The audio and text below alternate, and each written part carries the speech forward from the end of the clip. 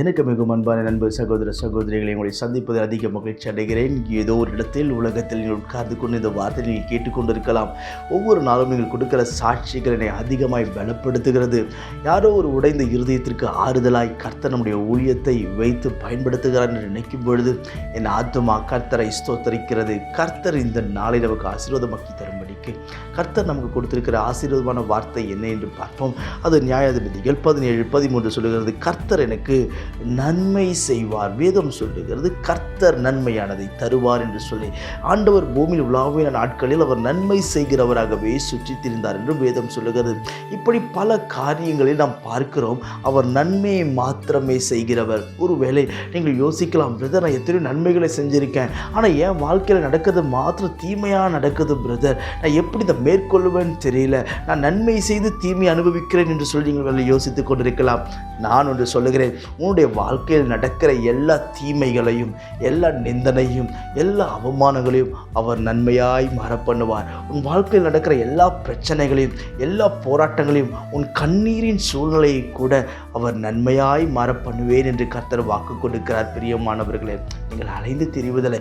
இன்றைக்கு கர்த்தர் என்ன காரியம் சொல்லுகிறார் தெரியுமா?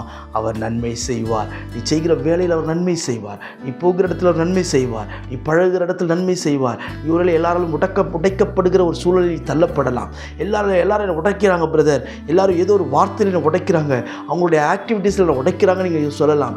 அதையும் கர்த்தர் நன்மையாய் மாறப்பண்ணி உங்கள் தலையை உயர்த்துவார். கர்த்தர் யாருக்கு நன்மை செய்வார் என்று வேதம் சொல்லுகிறது.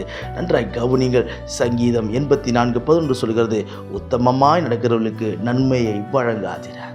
உத்தமமாய் நடக்கிறவர்களுக்கு அவர் நன்மையை வழங்குகிறார், நன்மையை கொடுக்கிறவராய் இருக்கிறார். இன்றைக்கி நம்முடைய வாழ்க்கையில் ஒரு உத்தமம் தேவை, ஜபத்தில் ஒரு உத்தமம் தேவை, கர்த்தருடைய காரியத்தில் ஒரு உத்தமம் தேவை, கர்த்தரை தேடுகிற காரியத்தில் ஒரு உத்தமம் இருக்க வேண்டும். கர்த்தர் சொல்லுகிறார், ஆபிரகாமை ஆசீர்வதிக்கும் பொழுது, நான் சர்வ வல்லமையுள்ள தேவனாகிய கர்த்தர் நீ எனக்கு முன்பாக உத்தமனாய் நடந்து கொள் என்று சொல்லி கர்த்தர் சொல்லுகிறார். வேதம் சொல்லுகிறது அவர் உத்தமனுக்கு உத்தமனாகவே இருக்கிறார் என்று சொல்லி. நாம் எந்த அளவுக்கு தேவனுடைய காரியத்தில் உண்மையாய் உத்தமமாய் இருக்கிறோமோ அந்த அளவிற்கு கர்த்தரும் நம்முடைய காரியத்தில் உத்தமமாய் இருந்து நடத்த அவர் போதுமானவராய் இருக்கிறார். நான் உங்களுக்கு ஜெபிக்கட்டும். பரலோக பிதாவே, இந்த வார்த்தையெல்லாம் கேட்கிற நண்பு சகோதர சகோதரிகள் ஒவ்வொருவருக்கும் நான் ஜெபிக்கிறேன்.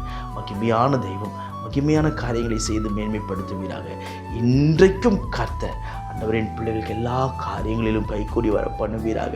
மேன்மைப்படுத்தி நிலைநிறுத்தும் ஆண்டவரே, நன்மையை கொடுத்து ஆசீர்வதியும். விரும்புகிற காரியங்களெல்லாம் கைகூடி வரட்டும். பெரியவர் பெரிய காரியங்களை செய்யும். உன் நாமத்தை மகிமைப்படுத்தும். இயேசுவின் நாமத்தில் ஜெபிக்கிறேன் ஜீவனுள்ள பிதாவே. ஆமென். ஆமென். God bless you.